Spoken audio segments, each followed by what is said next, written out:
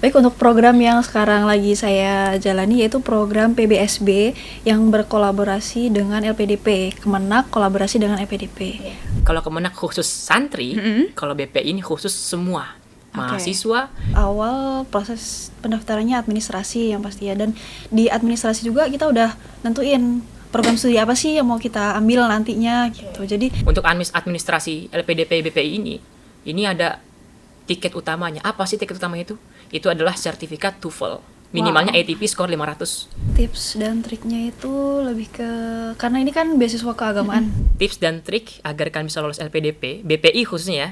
Kalau kalian dari jalur afirmasi, itu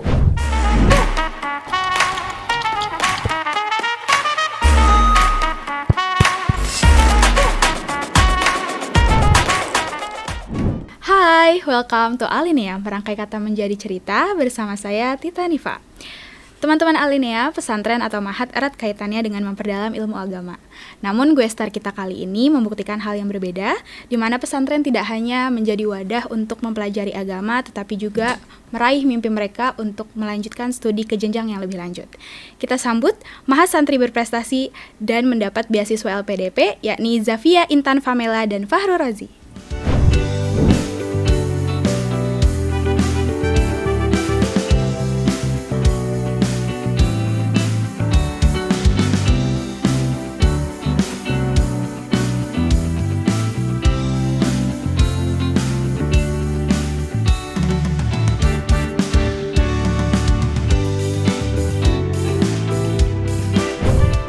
Halo kalian, apa kabar? Alhamdulillah, incredible, study mahat, must be happy, must be happy. Apa? Oke, yes, oke, yes, oke, yes. Panjang ya? Panjang. Itu tadi apa? Itu jargon. Oh, jargon Yang mereka. khas mahat. Itu biasanya digunain pas kapan? Ketika ditanya Iya, tanya apa kabar? Oh gitu. about our condition. Dimanapun berada harus Ya, jawab kayak gitu. ya. Wow, keren. Gimana nih kabar kalian, baik? Alhamdulillah baik. Nah, sebelum kita ngobrol-ngobrol, alangkah baiknya kenalan dulu sama teman-teman Alinea. Silakan. Bismillahirrahmanirrahim. Perkenalkan, nama saya Fahru Razi. Saat ini saya sedang studi di UIN Malang, prodi Pendidikan Bahasa Arab. Ya, perkenalkan, nama saya Zafia Intan Famela dan saat ini saya sedang berstudi di Universitas Negeri Jakarta dengan program studi Magister Akuntansi. Oke, kalian ini kan penerima beasiswa dari LPDP ya? Ya betul. Programnya sama atau beda nih kalian? Berbeda. Oh, berbeda. Kalau nggak salah, si Zafia ini dari PBSB Kemenak dan kamu dari Kemenko ya? Iya betul. Nah, boleh dijelasin nggak sih apa itu perbedaan dari beasiswa kalian ke teman-teman Alinea mungkin? Mungkin yang Kemenak dulu ya. Oke, silakan. Baik, untuk program yang sekarang lagi saya jalani yaitu program PBSB yang berkolaborasi dengan LPDP. Kemenak kolaborasi dengan LPDP. Tuh, dan program ini itu dikhususkan untuk seluruh mahasantri atau santri yang berprestasi se-Indonesia. Kalau boleh tahu, LPDP PBSB Kemenak itu PBSB-nya apa sih artinya? PBSB itu program beasiswa santri berprestasi. Oke. Berarti itu khusus santri aja se-Indonesia kan? Iya, Atau betul. bagaimana? Khusus untuk santri. Kalau Oji sendiri, LPDP Kemenko-nya itu jenisnya apa? Di sini kan BPI. BPI itu apa sih? BP itu adalah Beasiswa Pendidikan Indonesia. Berbeda dengan Kemenak. Apa bedanya sih? Bedanya adalah kalau Kemenak khusus santri, kalau BPI ini khusus semua mahasiswa, baik yang dari orang mampu ataupun tidak mampu, yang daerah tertinggal pun tidak tertinggal, itu boleh mendaftar di beasiswa itu. Oh, itu. Oke. Kementerian Keuangan. Itu ada jenisnya tadi atau Iya, gimana? jenisnya Dibagi tuh ada 3 ya. Saya itu yang pertama ada reguler umum. Itu siapapun boleh daftar. Yang kaya, yang pinter itu boleh masuk sana. Kemudian ada khusus yang afirmasi nih, yang memang afirmasi terbagi menjadi 4 golongan. Yang pertama prasejahtera, Oke. kekurangan ekonomi segala macam. Terus daerah sejahtera, ya, atau daerah afirmasi atau daerah tertinggal. Kemudian selanjutnya adalah daerah Papua, gitu ya, Papua. Dan terakhir adalah disabilitas. Jadi daya saingnya itu yang umum dengan yang umum, yang disabilitas dengan disabilitas. Oh, dibagi 4 jalur tadi itu ya? Iya, betul. Oke. Nah, untuk proses pendaftarannya itu apa aja sih, boleh dijelasin nggak sih? Kayak, kan banyak ya pasti ada proses seleksinya, apakah berbeda dari kalian berdua? Oke, gimana Kalau yang PBSB itu udah awal proses pendaftarannya administrasi yang pasti ya, dan di administrasi juga kita udah nentuin program studi apa sih yang mau kita ambil nantinya gitu. Jadi di situ juga kita di administrasi upload berkas-berkas yang bakal support ini, berkas ini yang mendukung biar kita diterima di perguruan tinggi tersebut. Ada di websitenya pastinya Ada, ya. pasti. Terus abis administrasi Kemudian administrasi, setelah itu pengumuman, setelah itu CBT. ada seleksi wawancaranya nggak? Ada seleksi wawancara di akhir. Wawancaranya itu mengenai kepesantrenan, tes membaca kitab kuning, bahasa Arab, bahasa Inggris, dan wawasan akademik mengenai program studi yang kita ambil. Berhubung aku akuntansi, jadi pengetahuan tentang akuntansi. Berarti dari awal itu kita ngajuin harus udah tahu di mana univ yang mau kita tuju gitu ya. Betul. Untuk Oji sendiri LPDP BPI itu gimana prosesnya? Tidak jauh beda ya, sama karena sama-sama LPDP. Ada 3 tahapan: administrasi, TBS atau skolastik, dan terakhir substansi atau wawancara. Untuk administrasi LPDP BPI ini ada tiket utamanya. Apa sih tiket utamanya itu? Itu adalah sertifikat TOEFL. Minimalnya ATP skor 500. Itu 500 aja atau ada kayak 530, 550? Minimalnya 500. Oke. Jadi untuk 530 insya Allah lolos gitu ya, administrasi. Dan ini berlaku bagi mereka yang ngambil jalur reguler atau targeted. Tapi kalau yang afirmasi itu nggak wajib pakai TOEFL. Wow. Gitu. Jadi enaknya di sana. Kemudian setelah administrasi ada namanya skolastik atau CBT. Ada tes potensi akademik. Ya sama seperti CPNS itu ya. Dan terakhir substansi wawancara. Apa sih bahasannya itu? Kita bahas tentang sama kependidikan dan juga esai yang kita buat itu. Oh, motivation letter gitu ya? Iya.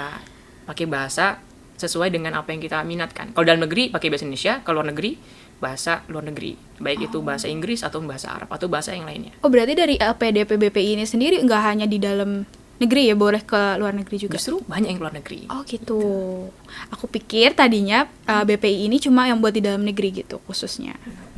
Kalau misalnya Oji alasan milih univ yang sekarang yang tadi disebutin apa? Oke, ini sama seperti pertanyaan wawancara ketika beasiswa itu ya saya. Jadi supervisor atau interview nanya kepada saya bahwasanya gini, kenapa kamu ngambil di UIN Malang? Jawaban saya sederhana. Saya dari bahasa Arab. Saya ingin mengembangkan potensi bahasa Arab saya di UIN Malang. Kemudian saya juga kenapa nggak luar negeri? Karena saya pengalaman di luar negeri itu ketika saya di luar negeri saya malah fokus menyelesaikan masalah di luar negeri. Sedangkan masalah di Indonesia nggak selesai saya bilang itu. Akhirnya apa? Saya ingin secara langsung bisa menyelesaikan masalah di Indonesia. Di UIN Malang saya rasa bahasa Arabnya sangat bagus sekali, didukung dengan laboratorium bahasa yang baik dan juga materi-materi yang saya rasa itu bisa menjadi bekal saya ya untuk bisa menjadi pendidik yang baik itu. Kalau untuk kamu milih jurusan yang tadi itu apa? Atau univnya deh, kenapa milih akuntansi atau yang lainnya? Pertama karena itu ada di Jakarta ya, karena Jakarta kan pusatnya semua mudah jadi untuk bekerja sama untuk nantinya setelah kita graduate dari situ untuk kerjasama di perusahaan-perusahaan. Mungkin karena ini akuntansi juga. Kemudian karena ini kedua kalinya daftar. Yang pertama dulu nggak keterima, jadi harus ngambil pelajaran. Karena dulu yang diambil itu program studi yang benar-benar favorit peminatnya banget, dan mungkin sebetulnya akuntansi juga peminatnya banyak. Cuma persiapan dari akunya juga lebih matang lagi, jadi berarti sebelumnya pernah daftar, terus yang ini kedua kalinya. Betul. Terus dari yang tadi telah disiapin kan, terus ketahuan juga tadi udah 2 kali daftar, apa sih yang paling challenging kira-kira di dalam seleksi LPDP tersebut? Untuk yang BPI ini ya, esai. Karena esai itu kita menjelaskan tentang diri kita, jangka panjang dan jangka pendek ketika studi, pasca, pra, dan ketika. Jadi itu betul-betul kita di challenging strategi kita sebagai seorang mahasiswa atau wardi, bagaimana sih gitu kan. Akhirnya itu menjadi ditarik seorang interviewernya itu. Untuk lolos ya? Untuk lolos. Kalau kamu sendiri gimana?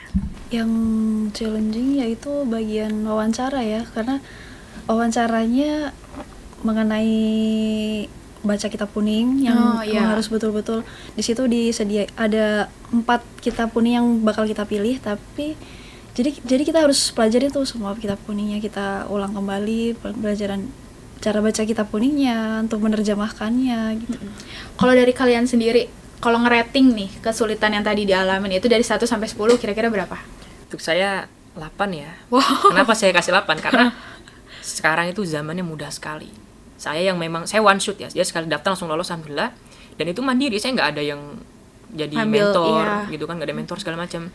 Bahkan semua materi ini sudah disajikan di Telegram khusus di LPDP. Jadi esai, tes, latihan tes itu ada semua di sana. Itu bentuknya channel atau kayak gimana? Iya, channel LPDP itu dari Telegram, namanya Telering. Itu official Iya, dari LPDP. Oke. official dari LPDP. Jadi Mungkin nanti award- bisa ditaruh ya di video Oke. linknya. gitu ya. Terus dari situ dari banyak banget awardee, tukeran informasi dan segala macam. Karena kita kan bagaimana caranya bisa mengembangkan Iya. SDM-nya itu. Setidaknya kalau kita masih menganggur nih setelah lulusnya kan, minimalnya bisa ngasih informasi ke adik-adik itu minimalnya gitu. Untuk yang mau daftar lagi selanjutnya Iya, gitu. jadi seperti itu. Kalau Zafia, rating dari 1 sampai 10 kesulitannya? Kesulitannya 7 ya, mungkin lebih mudah karena ini yang kedua kalinya dan Lu bisa udah lebih ambil paham. pelajaran dari yang sebelumnya. Terus tips dan trik untuk daftar nih, kan kalian udah lolos kan, atau apalagi especially Zafia ini udah kedua kalinya. Apa kira-kira yang jadi faktor X kalian bisa lolos ke LPDP ini? Mungkin bisa dikasih tau teman-teman Alin ya. Baik, untuk teman-teman Alinia, tips dan trik agar kalian bisa lolos LPDP, BPI khususnya ya. Kalau kalian dari jalur afirmasi, itu bisa tanpa TOEFL. Tapi kalau jalur reguler, atau kalian memang nggak terdata di bagian DTKS, di Kemensos, maka kalian wajib ngambil jalur reguler. Apa sih triksnya? Ya, triknya itu adalah kalian harus memiliki sertifikat TOEFL dulu gitu. Kalau reguler ya, skor minimal 500. Sertifikatnya ini yang dari ITP yang yang official itu, bukan yang memang prediction test atau apa namanya ITP ya. ITP.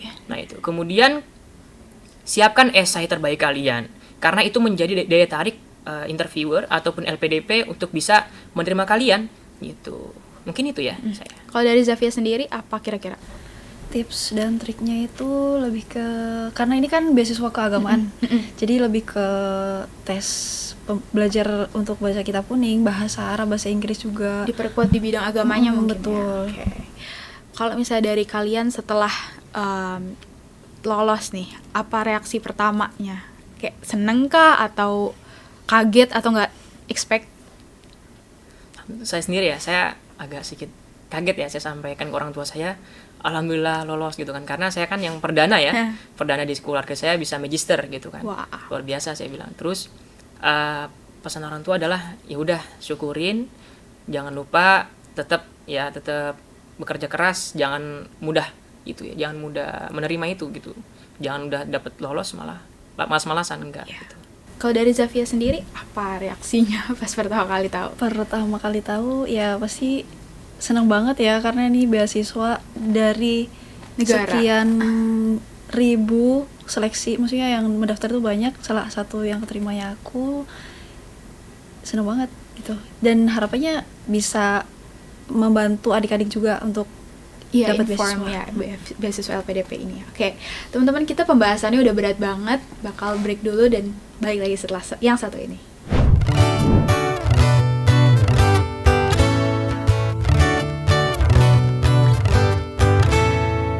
Bingung mau kuliah di mana?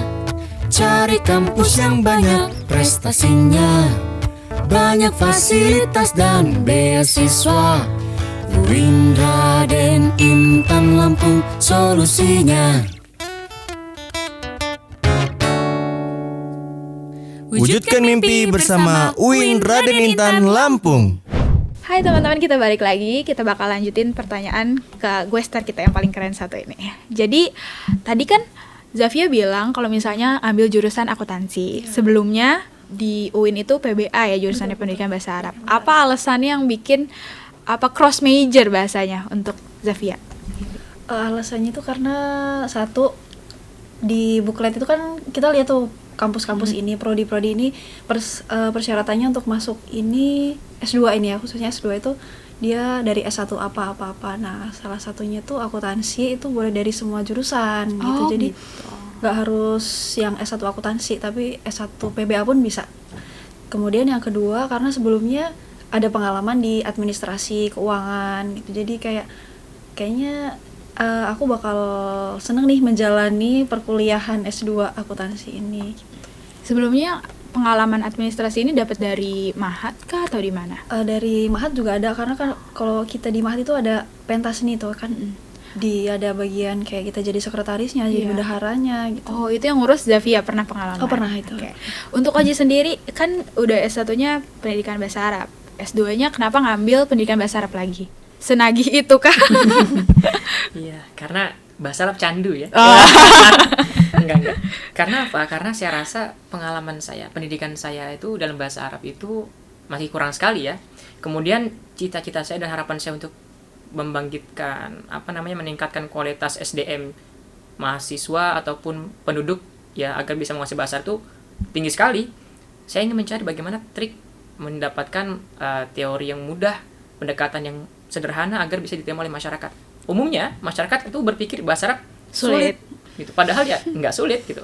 Kenapa dipandang sulit? Karena identik dengan hafalan nazom alfiyah, wah luar biasa. Kita pengen membuat yang sederhana yang bisa diterima oleh masyarakat. Yang gampang diingat gitu ya, dan betul, tertarik betul. gitu.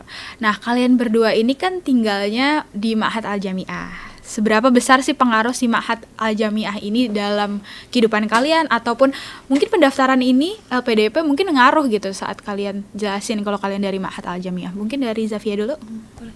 Jadi pengaruhnya Ma'had ini di aku di S2 ini sangat berpengaruh ya, karena di Ma'had kita belajar disiplin, kita belajar mengatur waktu, manajemen waktu, belajar mengabdi, dan tentunya sebelum mendaftar juga kayak minta restu dari ustadz juga, mohon doa restunya supaya ini dilancarkan ya, diberkahi. Apakah ada surat-surat kayak dari pengantar dari Ma'had untuk bukti S2 itu atau bagaimana? Atau kayak daftar aja gitu? Sebetulnya itu nggak ada persyaratannya ya untuk kayak seperti itu. Mungkin ada juga yang dilampirkan Gitu. sebagai bukti. Kalau jadi santri. Mm-mm. Oke. Kalau untuk Oji sendiri? Ma'had merupakan faktor eksternal saya sehingga saya bisa lolos dalam beasiswa LPDP ini. Yang pertama karena beasiswa saya bahasa Arab ya, apalagi kan di tempat Ma'had itu adalah lembaga pendidikan yang memang kebahasaannya sangat baik sekali. Karena tiap hari kita harus berwajib berbahasa Inggris ataupun Arab. Dan saya pun menemukan ketertarikan di situ. Terus juga hal apa sih yang harus saya bahas di bahasa Arab. Akhirnya ketika pembuatan esai itu bisa menjadi motivasi saya. Wah, ini poin penting nih harus saya angkat. Kemudian faktor eksternal lainnya adalah doa ustadz dan keikhlasan kita dalam mengabdi itu menjadi faktor juga sehingga kita bisa lolos dalam program beasiswa itu. Berarti benefitnya banyak banget ya sebenarnya di Ma'had itu. Mungkin teman-teman Ali ini belum tahu dan underrated banget hal seperti ini kan kalau nggak diangkat dari kalian. Nah, pengalaman apa selama tinggal di Ma'had yang paling menarik atau yang nggak dilupain? Mungkin bisa event atau pas kejadian sehari-hari dari kalian. Saya Kayak boleh. pengalaman ini yang baik atau yang nggak kurang baik nih? Bebas apa aja boleh disebutin. Oke, mungkin yang baik saja ya, karena kan ini.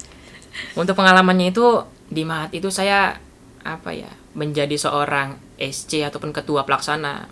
Kita belajar tanggung jawab di situ. Jadi pengalaman luar biasa. Kita ngatur sebanyak itu 1.000 orang, bagaimana caranya bisa tertib dan disiplin. Itu luar biasa. Kemudian di Ma'had itu saya bisa mendapatkan peluang sebagai seorang pengajar. Gitu kan. Akhirnya saya itu pengalaman langka lah. Kita belum lulus mahasiswa tapi dia bisa ngajar gitu kan. Mungkin itu. Kalau dari Zavia sendiri apa nih? Pengalaman yang mengesankan ya sama ya. Itu juga, dan bedanya itu ketika menjadi santri. Ketika menjadi santri itu kayak kita lihat ada uhti-uhti kita yang ngajarin di halaqah, ngajar ngaji, ada ustazah juga yang waktu itu juga ustazah aku juga itu dari dapat beasiswa juga. Jadi kayak termotivasi. Iya, betul termotivasi. Jadi bisa kayak ada sumbernya nih yang ditanya-tanya, yang kayak bisa tahu tentang beasiswa ini sebenarnya kayak gimana. Nah, harapan dan cita-cita kalian di bidang karir deh setelah nanti graduate dari master degree ini, kira-kira apa tuh? Karena saya basic pendidikan dosen pastinya ya. Oh. Sebagai dosen, kemudian tapi saya akan mengembangkan diri saya dan juga memperbanyak karya ilmiah untuk menemukan celah-celah sederhana dalam materi bahasa Arab itu. Karena apa? Saya pikir bahasa Arab ini merupakan faktor utama untuk meningkatkan SDM dan SDA kita. Kenapa demikian? Karena bahasa Arab itu mempengaruhi di berbagai macam sektor. Pertanian, transportasi, jalan-jalan segala macam, wisata, haji, umroh, dan juga pertambangan. Itu sangat berpengaruh sekali bahasa Arab itu. Maka saya rasa ini menjadi daya tarik saya agar bisa menciptakan orang-orang yang pandai dan terampil dalam berbahasa Arab.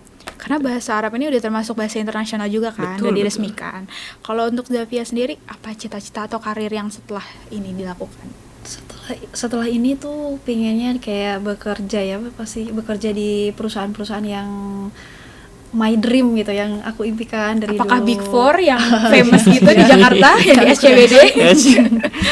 Ya mungkin salah satunya itu, tapi ada yang lebih lagi gitu, Apa kayak tuh kalau boleh tahu? pengennya sih di Paragon ya, di Wow, perusahaan wow. kosmetik yang itu benar-benar halal produk gitu kan. Certified banget kan, itu famous ya, kayak yang produknya Wardah dan segala macam. Terus untuk pengabdian dari LPDP ini kan banyak banget diomongin ya teman-teman di sosial media tentang pengabdian, yang ada yang nggak mau pulang ataupun yang lainnya. Nah itu Menarik. ini perlu dibahas banget kan. Aku taunya itu mereka dari LPDP nentuin 2N+1. Kalau boleh tahu nih, dijelasin yang lebih jelasin dari kalian yang penerima beasiswa, apa sih 2N+1 itu? Tentang ini ya, apa 2N+1. 2N itu adalah masa studi kita. Jadi 2 tahun masa studi plus 1 tahun. Untuk pengabdiannya ya kita diperintahkan ya sebelum pergantian ini apa namanya direktur dan pergantian apa namanya kabinet menteri itu wajib pulang. Namun setelah itu ada keputusan bahwasannya ya boleh tetap di luar negeri. Itu yang jadi pertimbangan. Sedangkan kakak-kakak kita yang dulu, yang award yang menerima dulu itu sebenarnya agak komplain. Kenapa demikian? Karena ada award yang nakal nih. Iya. Udah dapat beasiswa luar negeri, nggak mau pulang. Stay di sana, Stay di sana, kerja di sana. segala macam. Jadi 2N+1 ini merupakan bentuk tanggung jawab kita sebagai wardi. Sebagai penerima beasiswa dan dibayarkan oleh negara. Dibayarkan. Itu. Jadi kita wajib memberikan kontribusi penuh kepada negara selama masa pengabdian itu. Jangan kita menjadi orang yang pencuri dengan bidang apa ya, dalam bidang pendidikannya itu, jadi nggak baik gitu ya. Mencuri jalur LPDP itu nggak baik. Gitu deh. Kalau pengabdian ini kan kalian beda ya, yang satu di Kemenko atau dari Kemdikbud ya bahasanya, yang kalau Zafia dari Kemenak. Nah dari Kemenak ini ada ketentuan apakah harus kembali ke pesantren atau bagaimana? Iya betul, ada pengabdian setelah lulus itu pengabdian boleh di pesantren asal atau boleh di pesantren yang lainnya. Yang penting dia tuh tetap di pesantren. Itu jumlahnya sama seperti yang tadi dikatakan apa 2N+1 atau bagaimana? Iya sama, 2N+1 juga. Kalau dari Oji nih pengabdiannya kira-kira udah ada gambaran belum? Mau di mana atau apa yang bakal dilakukan? Untuk saat ini saya mungkin akan kembali ke tempat asal saya, antara Jakarta atau Lampung gitu kan. Karena Lampung sudah saya anggap rumah kedua. Wow. Gitu ya. Jadi akhirnya mungkin Mahat Al Jamiah merupakan tempat yang ideal menurut saya untuk penerapan bahasa Arab itu. Atau kalau saya menemukan tempat baru di Malang atau di tempat-tempat lain, mungkin saya akan mengembangkan di sana. Yang mana lebih dibutuhkan apa ya, tugas saya di sana gitu. Oke teman-teman, udah seru banget pembahasannya dan udah clear dari awardee yang smart ini. Kita akan masuk ke sesi games jawab cepat dan jujur. Jadi dari kalian harus nyebutin kata-kata yang aku suruh. Oke. Jadi dari Oji dulu deh. 3 kata tentang program LPDP. Keren, membantu, Masya Allah. Masya Allah, 3. Kalau dari Zafia, 3 kata tentang program LPDP. PDP PBSB itu kayak berkah, integritas, dan ya barokah. Ya, itu udah sama ya. Mirip-mirip, gak apa-apa lah ya. Ya Allah. Satu lagi deh. Dari Zafia lagi nih. 3 kata yang menggambarkan tentang diri Zafia. Tentang aku itu Apa ya? mencoba, kemudian penasaran, dan bersungguh-sungguh. Oke, pantang menyerah ya, kelihatan banget dari tadi. Terus kalau buat Oji, apa nih yang kira-kira 3 kata menggambarkan Oji banget? Ambisius, percaya diri, pantang menyerah. Oke. Teman-teman, seru sekali perbincangan kita pada kesempatan kali ini ngebahas LPDP. Semoga bisa menjadi motivasi teman-teman yang mau daftar LPDP, baik itu Kemenak ataupun Kemenkau. Terima kasih Oji dan Zafia sudah hadir, dan terima kasih juga teman-teman Alinea yang sudah menyaksikan kita hari ini.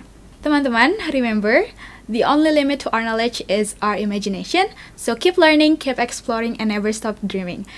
UIN Raden Intan Lampung, bertumbuh mendunia. See you, bye-bye.